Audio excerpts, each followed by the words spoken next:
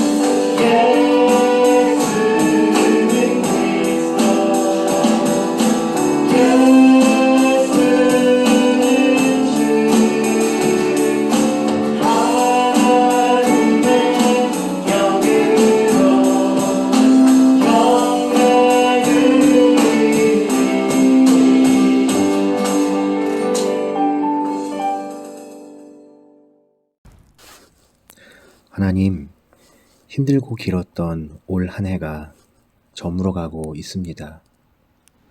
성경의 말씀을 보면 형통한 날에는 기뻐하고 힘들고 곤고한 날에는 자신을 돌아보라고 하셨는데 올 한 해 동안 우리는 우리의 모습을 많이 돌아볼 수 있었습니다. 보이지 않는 하나님을 나의 주인으로 모시고 예수님을 구주로 시인하며 살아간다 했지만 고난과 어려움이 왔을 때 우리의 모습은 하나님을 온전히 의지하지 못하고 두려움과 불안함에 떨었습니다. 여전히 우리는 이 어려움 가운데에 있지만 그래도 돌이켜보면 하나님의 은혜와 생명의 보호하심이 우리와 함께 하였음을 고백하게 됩니다. 참으로 어렵고 힘들었지만 감사합니다, 하나님. 이제 다가올 새해에는 우리 앞에 어떤 날들이 펼쳐져 있을지 잘 알지 못하지만 올해 우리가 하나님께 보였던 모습보다 더 성숙하고 온전한 믿음을 허락해 주시길 소원합니다. 그리하여서 어떤 일이 오더라도 형통함 가운데에 있음을 고백하며 하나님께 더욱 가까이 나아가는 성민 청소년부의 모든 친구들 한 사람 한 사람이 되기를 축복합니다. 하나님, 우리와 함께하여 주시옵소서. 오늘 우리의 예배에 임재하셔서 영광 받으시고 지혜의 말씀을 허락하시며 능력으로 우리를 굳세게 하여 주시옵소서. 예수님의 이름으로 기도합니다. 아멘. 오늘 우리에게 주신 하나님의 말씀은 시편 90편 15절에서 17절 말씀입니다. 우리를 괴롭게 하신 날수대로와 우리가 화를 당한 연수대로 우리를 기쁘게 하소서. 주께서 행하신 일을 주의 종들에게 나타내시며 주의 영광을 그들의 자손에게 나타내소서. 주 우리 하나님의 은총을 우리에게 내리게 하사 우리 손이 행한 일을 우리에게 견고하게 하소서. 우리의 손이 행한 일을 견고하게 하소서.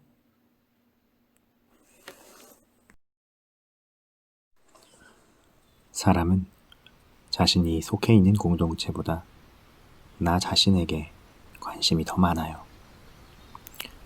오늘 우리가 함께 읽은 시편 90편 말씀에는 우리라는 말이 처음부터 끝까지 19번이나 반복되어 있어요. 이렇게 우리가 반복되는 시는 시편에서도 흔하지 않아요. 아주 높은 공동체 의식이 시 전체에 스며들어 있다고 할 수 있어요. 이 공동체에게는 지금 무슨 일이 일어나고 있는 걸까요?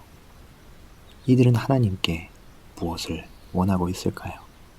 그리고 지금 이들에게는 무엇이 필요할까요? 시편의 기자인 모세는 자신이 속한 이스라엘 공동체에게 가장 필요한 것은 지혜로운 마음을 가지는 것이다 라고 하나님께 간구하고 있어요. 모세가 볼 때 자신을 비롯한 그의 공동체에게는 하나님의 지혜가 필요해요. 이 지혜는 다른 방법으로는 얻을 수 없고 오직 하나님께 간구하는 것만으로 얻어질 수 있다는 걸 모세는 잘 알고 있어요. 여기서 잠깐 모세가 어떤 사람인지를 살펴보고 갈게요. 그는 하나님의 뜻 가운데에서 태어나 물에서 건짐받은 자가 되어 모세라고 하는 이름을 얻고 이집트의 왕자가 되었죠. 하지만 그는 40살이 될 때까지 자신의 인생을 자신의 뜻대로 살았어요. 그러다 큰 죄를 짓고 왕궁에서 쫓겨나 미디안 광야에 살면서 80살이 될 때까지 낮아지고 연단되는 시간을 거치게 돼요. 놀랍게도 그의 인생 최고의 국면은 80살부터 120살이 되어 하나님께 부름받던 때까지였어요. 그는 노년의 나이에 하나님의 부르심을 받아 이집트에서부터 히브리 민족을 출애굽하여 하나님의 뜻대로 가나안 땅으로 인도하는 위대한 여정을 이끄는 지도자가 되었어요. 이렇게 산전수전, 공중전을 다 겪은 모세가 하나님께 구하는 지혜로운 마음은 무엇이었는지, 무엇이 지혜롭지 못한 마음인지를 오늘 말씀은 알려주고 있어요. 시편 90편의 시가 말씀하여 주시는 바 지혜 있음과 지혜 없음의 차이는 인생의 고난과 실패 그리고 죽음을 대하는 태도에 있어요. 지혜롭지 못한 마음은 고난과 실패, 죽음을 받아들이지 못하고 분노하며 하나님을 원망해요. 하지만 지혜로운 마음은 실패와 고난, 인생의 마지막조차도 하나님의 뜻 안에서 겸허히 받아들이는 것이에요. 인생의 덧없음과 수고로움을 인정하는 거죠. 불평하고 피하려 하는 것이 아니에요. 왜 그럴까요? 10절의 말씀에 우리의 연수가 70이요. 강건하면 80이라도 그 연수의 자랑은 수고와 슬픔뿐이요. 신속히 가니 우리가 날아가나이다. 인생은 노동이고 아주 수고스럽기 때문에 그렇다는 거예요. 하지만 14절과 15절 말씀에 아침에 주의 인자하심이 우리를 만족하게 하사 우리를 일생 동안 즐겁고 기쁘게 하소서. 우리를 괴롭게 하신 날수대로 우리가 화를 당한 연수대로 우리를 기쁘게 하소서. 하나님이 함께 하심으로 말미암아 이 힘들고 고통스러운 인생을 기쁘게 살아갈 수 있다라고 말하고 있어요. 사람은 누구나 한 번 태어나 반드시 죽음에 이르게 되는데 이 시간이 사람에게 허락된 하나님이 주신 시간이고 그 시간 동안 걱정하고 근심하고 분노하며 덧없는 고생을 하는 것이 아니라 인생의 마지막까지도 기꺼이 받아들이며 하나님과 함께하는 삶을 구하는 것이 진정한 지혜라고 가르치는 거죠. 그렇기 때문에 모세는 아무런 어려움이나 고난 없이 오래 살기를 간구하지 않아요. 그는 힘들고 괴롭게 산 만큼 하나님의 위로가 인생 가운데 임하기를 구할 뿐 아무리 오래 산들 인생은 순간이고 모든 순간들은 수고스러울 뿐이라고 고백하고 있어요. 이것을 요약하면 이렇게 정리할 수 있어요. 인생의 핵심은 어떻게 하면 오래 살까? 어떻게 하면 고난과 환난을 피해 살까가 아니라 어떻게 하면 하나님과 함께 사는가 이라는 걸. 그것을 아는 삶은 지혜롭고 복되며 하나님과 동행하는 기쁜 삶을 살아갈 수 있다는 거예요.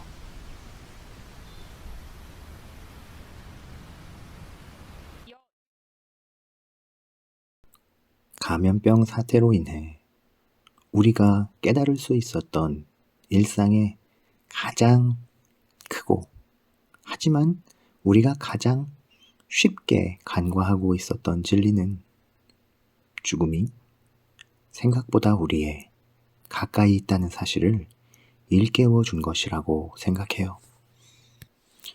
감염병 사태로 인해 우리의 삶의 터전이 무너지고 학교와 직장과 교회는 문을 닫았지만 따지고 보면 이 모든 것들은 모두 사람의 생명을 위협하는 감염병의 위협으로부터 우리의 삶을 지키기 위한 방편이었다는 걸 알 수 있죠. 하지만 성경의 가르침이 멋대로 살아도 된다는 말은 절대로 아니란 걸 모두 다 알고 있을 거예요.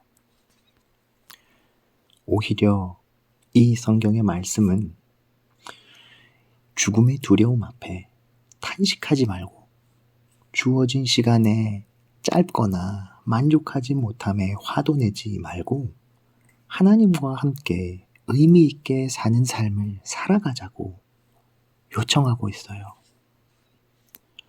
젊기 때문에 많이 살아갈 수 있다고 자랑하든지 나이가 들었다고 낙심하든지 인간은 모두 하나님이 주신 유한하고 동일한 시간을 살아가요. 즉, 시간 앞에 사람은 참으로 유한하고 하나님은 영원하세요. 사람은 죽음에 대해 하나님을 원망하고 그 책임을 물으려 하지만 창조와 시작이 하나님의 손에서 시작되었듯 인생의 끝과 죽음을 받아들이는 것도 하나님의 섭리 가운데에 있습니다. 라고 말씀은 고백하고 있어요. 이것을 받아들이는 것이 죽음의 두려움으로부터 해방되는 참된 지혜라는 것을 알려주죠. 그리고 오늘 본문의 말씀은 마지막 17절에서 우리가 세상에 살아가며 하나님과 동행하는 동안 구하여야 하는 기도를 가르쳐주고 계세요. 주 우리 하나님의 은총을 우리에게 내리게 하사 우리 손이 행한 일을 우리에게 견고하게 하소서. 우리 손이 행한 일을 견고하게 하소서. 되돌아보면 우리 한 사람 한 사람 그리고 우리 성민 청소년부는 올 한 해 감염병의 위협 가운데에서도 각자의 삶을 일으키기 위해 애쓰고 교회로도 모이지 못하지만 함께 예배하고 감염병의 사태들을 극복하기 위해 무던히 노력했어요. 사랑하는 여러분, 힘을 내세요. 하나님께서 새해에도 우리와 함께 하실 거예요. 그리고 오늘 우리가 함께 두 손 모아 드리는 기도에 신실한 응답을 내려 주실 거예요. 주님, 우리 손이 행한 일을 견고하게 하소서. 우리 손이 행한 일을 견고하게 하소서.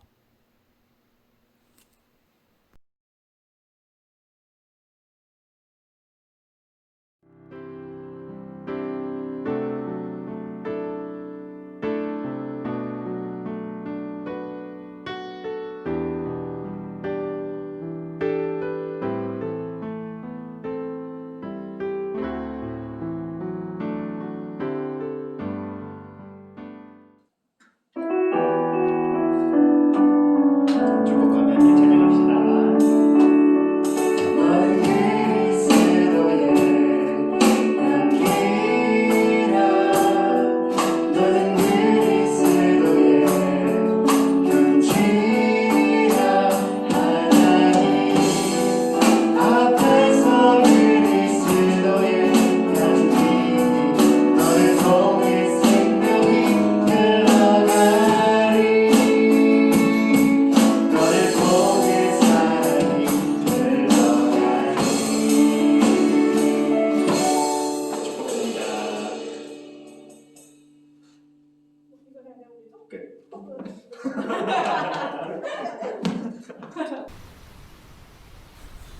주 예수 그리스도의 은혜와 하나님의 사랑과 성령의 교통하심이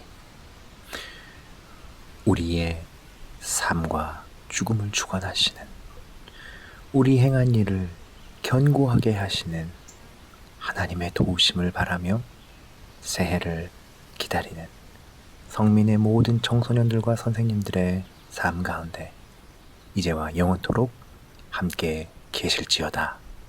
아멘.